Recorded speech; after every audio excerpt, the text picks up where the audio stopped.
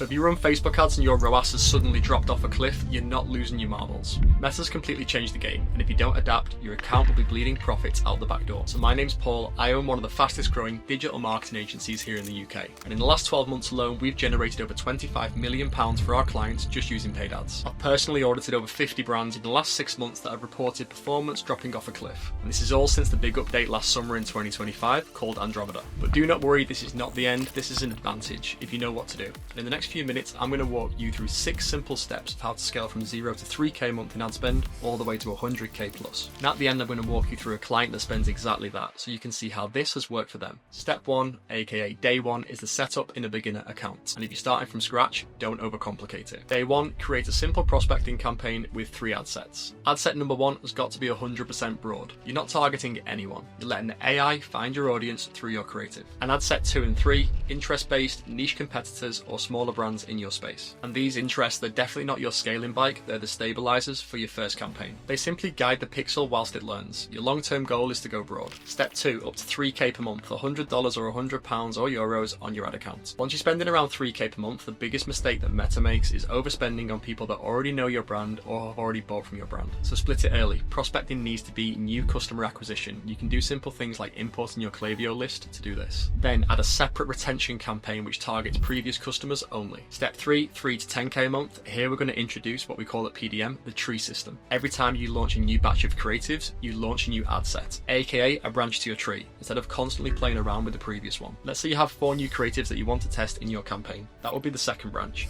6 the next week, that'll be the third. So essentially you're building a tree of branches where Meta migrates the spend as each branch fatigues. And that stops you panicking and going into the ad account every day and tweaking things and putting the campaign back into learning. You can be responsive versus reactive. And the question most brand owners give us on these audits is how many creatives should I have in my ad account at one time for my budget? And we'll get onto that in a moment. Step 4, 10k to 30k per month on Meta in ad spend. This is where it gets a little bit tricky. And this is the uphill battle mentally. When you start spending 4 figures a day, it's very difficult as a brand owner to see that going out of the account. It's tough. The mechanical issue that you want to avoid though is where Meta starts to migrate that spend and shifts it towards existing customers and engaged customers. So here's the rule, keep prospecting to exactly what it's meant for. Watch your audience breakdown. If your net new customer rate starts to decline rapidly, you're not scaling, you're recycling. So increase your creative volume here to consistently reach new audiences. On that note, just simply stick to the rule of 10 for simplicity. At 10k per month, it's 10 creatives per week. 30k in spend, we'd recommend 30 a week, and so on. And this allows us to work with exactly what this video is about, the Andromeda update. Previously we had to wait 7 days to see if an ad performed or not. Now it can be as little as 3 or 4. And with creative, don't forget there is iterations and ideations. You don't need to constantly come up with new concepts. The idea is that you do both.